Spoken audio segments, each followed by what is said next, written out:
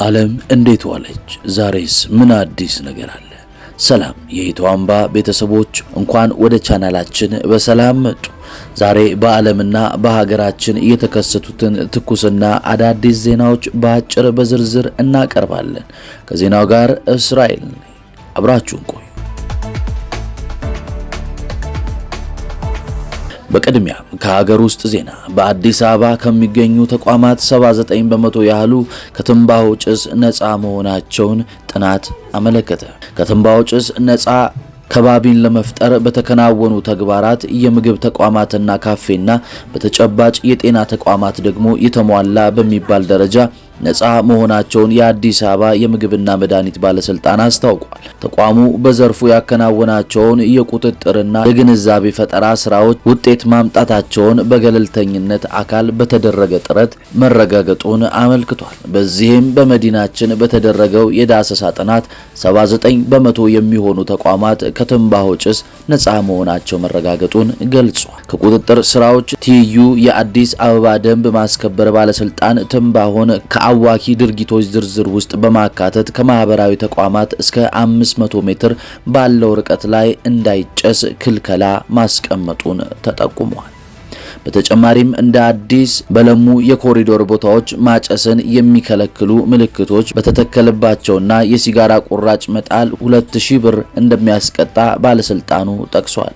ሆኖም የምሽት መዝናኛ ቤቶች መስፋፋት ከቁጥጥር ስራው ጋር በቂ ያለመሆኑን ተዳምሮ ተግዳሮት ሆኖ መቀጠሉ ተሰምቷል። ፈተናው በ667 ማዕከላት በበይነ መረብ ሊሰጥ የዘንድሮ የ12ኛ ክፍል ማጠናቀቂያ ፈተና ከሰኔ 24 እስከ ሐምሌ 17 ቀን 2018 ዓ.ም በ97 ዩኒቨርሲቲዎችና በ570 የክልል ማዕከላት በድምሩ በ667 ማዕከላት ለመስጠት ዝግጅት እየተደረገ መሆኑን የትምህርት ምዘናና ፈተናዎች አገልግሎት አስታወቀ። የአገልግሎቱ ዋና ዳይሬክተር እሸቱ ከበደ ዶክተር እንደገለጹት ፈተናው በ6 ዙር በበይነ መረብ ኦንላይን የሚሰጥ ሲሆን በአጠቃላይ 564219 ተማሪዎች ይመዘገባሉ። ለተፈታኞቹ የሙከራ ፈተና መሰጠት የጀመረ ሲሆን ተማሪዎች የፈተና ስርዓት እንዲለማመዱና ወላጆች አስፈላጊውን ድጋፍ እንዲያደርጉ አሳስበዋል። ደረሰኝ ሳይሰጡ ሽያጭ የፈጸሙ ግብር ከፋዮች ቅጣትን ከ50 ሺህ ብር ወደ 100 ሺህ ብር ከፍ እንዲል የሚያደርግ የታክስ አስተዳደር የማሻሻያ አዋጅ ተዘጋጀ። የዛሬው ዕለት ለ10 ዓመት ሲሰራበት የቆየውን የታክስ አስተዳደር አዋጅ ማሻሻያ ዙር ከባለድርሻ አካላትና ባለሙያዎች ጋር የግብአት መሰብሰብ ውይይት አድርጓል። በዚህም ማሻሻያ ረቂቅ ውስጥ ተሻሻለው ከቀረቡ ነጥቦች መካከል ደረሰኝ ሳይሰጡ ሽያጭ የሚፈጽሙ ግብር ከፋዮች ላይ ከዚህ ቀደም ቅጣት ተብሎ ተቀምጦ የነበረ የገንዘብ ቅጣት ከፍ ያደረገ ሕግ ተቀምጧል። በዚህም 50 ሺህ ብር ቅጣት ያስቀምጥ የነበረው በማሻሻያ የ100 ሺህ ብር ቅጣት እንደሚጥል አዲስ ሕግ በረቂቅ ማሻሻያ አዋጅ ላይ ተቀምጧል። የገንዘብ ሚኒስቴር ከፍተኛ የሕግ አማካሪ አቶ ዋሲሁን አባተ እንደገለጹት የተቀመጠው ገንዘብ መጠን በግብር ከፋዩ ዘንድ እንደ አንድ ወጪ ታሳቢ እየተደረገ መጥቷል። ይህ ደግሞ ሕገ ወጡን እየጨመረ እንዲመጣ እያደረገ መጥቷል ብለዋል። ለዚህም ማሻሻያ እንዲደረግበት ሆኖ መቀመጡን ለውይይቱ ተሳታፊዎች አስረድተዋል። $1 በ160 ብር ተሸጠ። የዶላር ዋጋ ወደ 159.98 ብር ከፍ አለ። ብሔራዊ ባንክ ካቀረበው የውጭ ምንዛሬ ከእጥፍ በላይ ፍላጎት ቀረበበት። አዲስ አበባ የኢትዮጵያ ብሔራዊ ባንክ ዛሬ ባካሄደው ልዩ የውጭ ምንዛሬ ጨረታ የዶላር አማካኝ የማሸነፊያ ዋጋ 159.98 ብር መድረሱ ይፋ አደረገ። ባንኩ ይፋ ባደረገው መግለጫ መሰረት በገበያው ውስጥ አሁንም ከፍተኛ የውጭ ምንዛሬ ፍላጎት መኖሩን የሚያሳይ ውጤቶች ተመዝግበዋል። ብሔራዊ ባንክ ለዚህ ልዩ ጨረታ 500 ሚሊዮን የአሜሪካ ዶላር ያቀረበ ቢሆንም ከንግድ ባንኮች በኩል የቀረበው አጠቃላይ የፍላጎት መጠን ግን ከቀረበው አቅርቦት በእጥፍ መጨመር 1.06 ቢሊዮን ዶላር ሆኖ ተመዝግቧል። በጨረታው ላይ በአጠቃላይ 30 የንግድ ባንኮች የተሳተፉ ሲሆን ከነዚህ ውስጥ 14ቱ ባንኮች ብቻ ጨረታውን አሸንፈው የውጭ ምንዛሬውን ማግኘት ችለዋል። የዕለቱ የምንዛሬ ተመን ዝርዝር የማሸነፊያ አማካኝ ክብደት ዋጋ 159.9865 ብር፣ የመቁረጫ ዋጋ 159.6299 ብር፣ ከፍተኛ የቀረበ የማሸነፊያ ዋጋ 160.9064 ብር፣ ዝቅተኛ የቀረበ የማሸነፊያ ዋጋ 157.3005 ብር። ብሔራዊ ባንክ ከሁለት ወራት በፊት ባካሄደው ተመሳሳይ ጨረታ 70 ሚሊዮን ዶላር አቅርቦ የነበረ ሲሆን በወቅቱ የ1 ዶላር አማካኝ ዋጋ 157 ብር ከ46 ሳንቲም ሆኖ ማጠናቀቁ ይታወሳል። የቤት ኪራይ ጭማሪ አሳሳቢ ሆኗል። ባለፉት 2 ዓመታት የነበሩ የኪራይ ውሎች መጠናቀቅን ተከትሎ ከ50 እስከ 100 የሚደርሱ የሚከራይ ጭማሪ በተከራዮች ላይ እየተደረገ ነው። የኢትዮጵያ ሸማቾች መብት ተቆጣጣሪ ድርጅት ግንቦት 11 2018 ዓመተ ምህረት ጻዩ ዘሀበሻ አዲስ አበባ ለ2 ዓመት ተጥሎ ሲተገበር የቆየው የኪራይ ውል ሊጠናቀቅ ጥቂት ጊዜ ቀርቶታል። ይህን ተከትሎ በአሁኑ ወቅት በከተማዋ በቤቶች ላይ እጅግ ከፍተኛ የተጋነነ የዋጋ ጭማሪ እየተደረገ መሆኑን ለማወቅ ተችሏል። ይህ ሁኔታ አስቀድሞ በኑሮ ውድነት በዋጋ ግሽበት ክፉኛ እየተማረረ ለሚገኘው ማህበረሰብ ተጨማሪ ከባድ ጫና ፈጥሯል። የኢትዮጵያ ሸማቾች መብት ተቆርቋሪ ድርጅት ባወጣው መግለጫ በኢትዮጵያ እየታየ ያለው የዋጋ ግሽበትና የኑሮ ውድነት በህብረተሰቡ ላይ እያሳደረ ያለው ጫናና በመሰረታዊ ሸቀጦች ላይ በየቀኑ ሰማይ እየነካ የሄደው የዋጋ ንረት የሸማቹን የመግዛት አቅም በእጅጉ አዳግሞታል። ለዚህም መፍትሄ ሊሰጠው ይገባል ብሏል።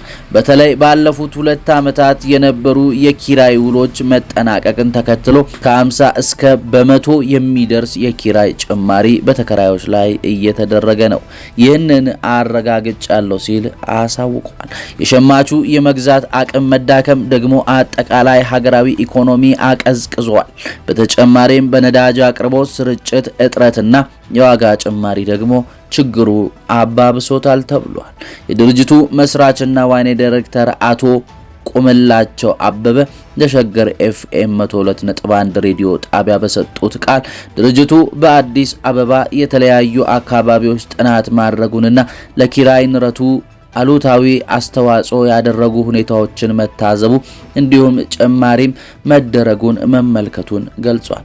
አብዛኛው ተከራይ ዝቅተኛ ገቢ ያለው በመሆኑ ካለው የኑሮ ውድነት ጋር ተደምሮ በተለይ የመኖሪያ ቤት ጉዳይ ከኢኮኖሚና የተረጋጋ ማህበረሰብ ከመገንባት አንጻር አስተዋጽኦ ስላለው ልዩ ትኩረት ይሻል፣ ማህበረሰቡ ላይ ምስቅልቅል እየፈጠረ ነው ሲሉ ተናግረዋል። በሌላ በኩል በአከራዮች ላይ የተጣለው ከፍተኛ የታክስ መጠን አከራዮች ይህንኑ ታክስ ወደ ተከራዩ እንዲያስተላልፉና ከውል ውጪ ተጨማሪ ክፍያ እንዲጠይቁ ምክንያት ሆኗል ያሉ ሲሆን ለዚህም ከመንግስት መፍትሄ ይፈልጋሉ ብለዋል። ድርጅቱ መንግስትና የሚመለከታቸው አካላት የኑሮ ውድነቱን፣ የዋጋ ግሽፈቱን፣ የነዳጅ ዋጋ ጭማሪውን እጥረት በማዕቀፍ ለመፍታት እንዲያስችል ከዚህ በላይ የተቀናጀ ርብርብ እንደሚያስፈልግ አሳስበዋል።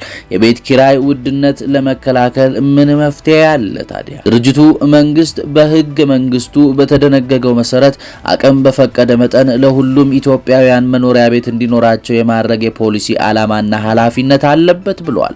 የመኖሪያ ቤት አቅርቦት መሰረታዊ የሰብአዊ መብት ጉዳይ በመሆኑ አቅርቦቱን ለማሟላት ከሚደረግ ጥረት ጎን ለጎን በከተሞች ያለውን የቤት ኪራይ ዋጋ የማህበረሰቡን የመግዛት አቅም ያገናዘበና ተመጣጣኝ እንዲሁም የማድረግ የመቆጣጠርና የማስተዳደር ህጋዊ ግዴታ ሊወጣ እንደሚገባ አመልክቷል። ይህ አስፈላጊ ጣልቃ ገብነት የአከራዮችንና የተከራዮችን መሰረታዊ መብቶች፣ ጥቅሞች ሚዛኑን በመጠበቅ መልኩን ለማስተናገድ የሚያስችል ግልጽና ተጠቃሚነት ያለው አሰራር ለመዘርጋት ወሳኝ እንደሆነ ገልጸዋል። ከተማ አስተዳደሩስ ምን አለ?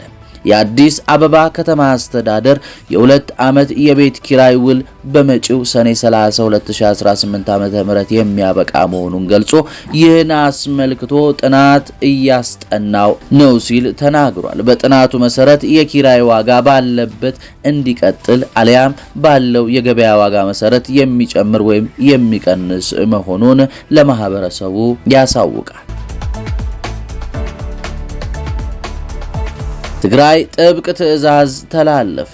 ግንቦትና ሰኔ ደመወዝ የለም። በትግራይ ክልላዊ መንግስት ሰራተኞች በቀጣዩ 2 ወራት ደመወዝ እንደማይኖር በዶክተር ደብረጽዮን ገብረ ሚካኤል የሚመራው ቡድን አስታውቋል።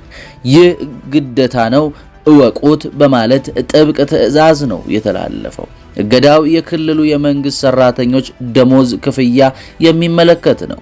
ደብረጽዮን ለ2 ወራት ደሞዝ የለም፣ ይህንን ከወዲሁ እወቁት ሲሉ ለመንግስት ሰራተኞች እቁጩን ተናግረዋል። በስማቸው በደብዳቤና በጥብቅ መመሪያ ለሁሉም የበታች የክልሉ መንግስት ሰራተኞች የወረደው መመሪያ የ2 ወራት ደሞዝ ማለትም ግንቦትና ሰኔ ወር መክፈል እንደሌለበት ልታውቁ ይገባል ሲል አሳውቋል።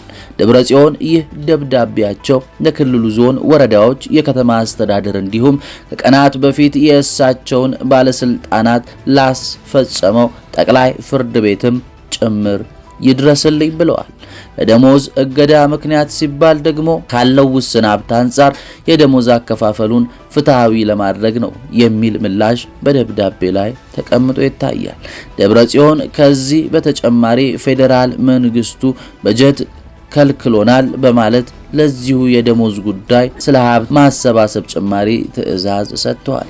ከዚህ ቀደም በክልሉ መስሪያ ቤቶች መካከል ፍትሃዊነትና ያልተጠበቀ የደሞዝ ክፍያ ስርዓት በመኖሩ በዚህ ዙሪያ ማስተካከያ እስከሚደረግ ድረስ የ2 ወራት የደሞዝ ክፍያ እንደማይኖር እወቁ ያሉት ደብረጽዮን መመሪያው ጥብቅና ተፈጻሚነት ያለው መሆኑን አስረድተዋል። ወደ ውጭ ሀገር ዜና ስናመራ ኢቦላ ወረርሽኝ የሞቱ ሰዎች ቁጥር 131 ደረሰ። በዲሞክራሲ ሪፐብሊክ ኮንጎ ተከስቶ ወደ ጎረቤት ኡጋንዳ የተሻገረው የኢቦላ ወረርሽኝ መጀመሪያ ላይ ከተገመተው በላይ በከፍተኛ ፍጥነት ስፋት እየተሰራጨ ሊሆን እንደሚችል የዓለም ጤና ድርጅት አስጠነቀቀ። እስካሁን በዲኦር ኮንጎ በበሽታው የሞቱ ሰዎች ቁጥር 131 የደረሰ ሲሆን አጠቃላይ በበሽታው መያዛቸው የተጠረጠሩ ሰዎች ቁጥር 513 አልፏል። ይሁን እንጂ በለንደን የሚገኘው የኤርሚስ የዓለም አቀፍ ተላላፊ በሽታዎች ትንታኔ ማዕከል ሰኞ ዕለት ባወጣው የኮምፒውተር ሞዴሊንግ ጥናት በኦፊሴላዊ ሪፖርት ውስጥ ያልተካተቱ በርካታ ታማሚዎች እንዳሉ፣ በአሁኑ ወቅት ትክክለኛ የስርጭት መጠን ከ1000 ሊበልጥ እንደሚችል አስታውቁ። የሩሲያ ጠፈር ኤጀንሲ ገቢውን ለማሳደግ በሮኬቶች ላይ ማስታወቂያ መለጠፍ ጀመረ። የሩሲያ ብሔራዊ የጠፈር ኤጀንሲ የገጠመውን የበጀት እጥረት ለመቅረፍ በሮኬቶች ላይ የንግድ ማስታወቂያዎችን ማስተናገድ ጀምሯል። ባለፉት ዓመታት በፓርላማው በጸደቀው ሕግ መሰረት ኤጀንሲው እንደ ፒኤስቢ ባንክ እና ኮፌማኒያ ካሉ የአገር ውስጥ ተቋማት ጋር የመጀመሪያውን የማስታወቂያ ስምምነት ሰርቷል። ኤጀንሲው እስካሁን ከባይኮኑር የጠፈር ጣቢያ ማስታወቂያ የያዙ 4 ሮኬቶችን አስወንጭፏል። ቀደም ሲል በ2001 ፒዛ ሃት ከ1 ሚሊዮን ዶላር በላይ በመክፈል አርማውን በሮኬት ላይ አስቀርጾ ወደ ላይ አቀፉ የጠፈር ጣቢያ ፒዛ ማድረሱን የሚታወስ ቢሆንም ድርጊቱ ግን ለዚያ ጊዜ ብቻ የተደረገ ብቸኛ ክስተት ነበር። ዛሬ ያቀረብንላችሁ ትኩስ ዜና በዚህ ያበቃ። ከመጀመሪያው እስከ መጨረሻው አብራችሁን ስለቆያችሁ እጅግ እናመሰግናለን። ቻናላችንን ላይክ፣ ሼር፣ ሰብስክራይብ ስለምታደርጉ ምስጋናችን የላቀ ነው። ሰናይ ጊዜ